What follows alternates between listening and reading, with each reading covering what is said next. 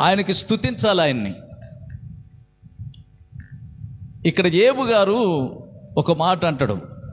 ఏమంటాడంటే, ప్రభువా, ఈ బిడ్డలను, నాకు కలిగి ఉన్న ఈ ఆస్తులను, ఇవన్నీ నీవే ఇచ్చావు తండ్రి అని చెప్పని ప్రభుని మనసారా స్తుతించాడు.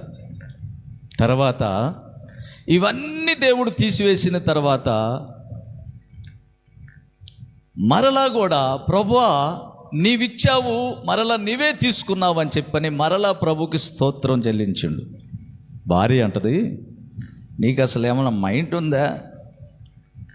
ఉన్నవన్నీ పోతే ప్రభుని స్తుతిస్తారా? మనకి ఇస్తే స్తుతించాలి, కానీ తీసుకుంటే ఎట్ట స్తుతిస్తావు? అంటే ఆయన ఇచ్చి ఆయనే తీసుకున్నాడు కదా, అజ్ఞానుల వల్లే నువ్వు మాట్లాడితే ఎట్లా అని చెప్పని ఆమెకు సమాధానం పలికిండు. దేవునికి స్తోత్రం కలుగు. జాగ్రత్తగా ఆలకించండి. ఎవరన్నా మన ఇంట్లో ఎవరైనా పోయారనుకో, ఇక నిన్ను ఆపలేరు. ఆపటానికి దాదాపు ఎంతమంది వచ్చినా వల్ల కాదు, అంత తీవ్రంగా ఉంటుంది నీ పరిస్థితి.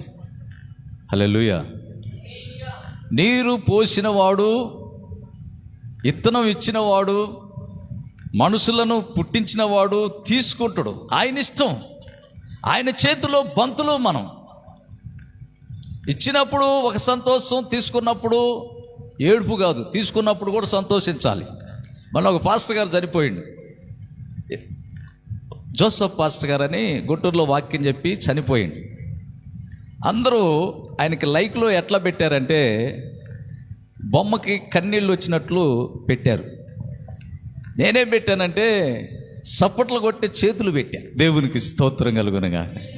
సప్పట్లు కొడతా ఉంటుంది కదా చెల్లులో ఆ బొమ్మ, ఆ చేతులు పెట్టా నేను.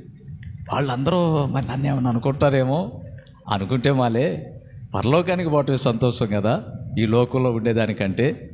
మళ్ళీ ఆడకపోయేటప్పుడు నీకు ఏడుపు అంటే దేవుని రాజ్యం మీద నీకు ఇష్టం లేనట్టే కదా. ఇష్టం లేని ఏడుపే కదా ఇదంతా. ఏడుపులు పెట్టారు వీళ్ళంతా, చాలామంది ఏడుపులు పెట్టారు. నేను ఏడుపులు పెట్టలా, నవ్వులు పెట్టా. చప్పట్లు కొట్టండి. హల్లెలూయా. నవ్వుతూ బ్రతకాలి, నవ్వుతూ సావాలి అన్నట్లు దేవునికి మహిమ కలుగునుగాక. దేవుని యొక్క బిడ్డలారా, వచ్చేటప్పుడు సంతోషంగానే ఉండాలి, పోయేటప్పుడు సంతోషంగానే ఉండాలి. బాగుండా స్తుతించాలి, బాగోకపోయినా స్తుతించాలి. బాగా గుర్తుపెట్టుకోండి దేవుని బిడ్డలారా. ఇప్పుడు మీరు దేవుని బిడ్డలు. దేవుని బిడ్డలంటే భూమి ఆకాశం సూర్యచంద్ర నక్షత్రాల కంటే మీరు గొప్పవాళ్ళు. ఎందుకంటే దేవుడు గొప్పవాడు కనుక దేవుని పిల్లలమైన మనం కూడా గొప్పవాళ్ళమే. దగ్గర బాగా గుర్తుపెట్టుకోండి. సూర్యుడు గొప్పవాడా అంటే సూర్యుడు గొప్పవాడే. ఎందుకంటే గొప్పవాడు సృష్టించాడు కనుక గొప్పవాడు భూమి ఆకాశాలు కలగజేశాడు కనుక ఆయన గొప్పవాడు. ఆయన బిడ్డలమైన మనం ఇంకా గొప్పవాళ్ళంగా ఉండాలి. దేవునికి స్తోత్రం. పువ్వు పూసింది, సువాసన ఎదజల్లింది. మనము భూమి మీద పుట్టాము, ప్రభువుకి సువాసనగా కనిపించాలి.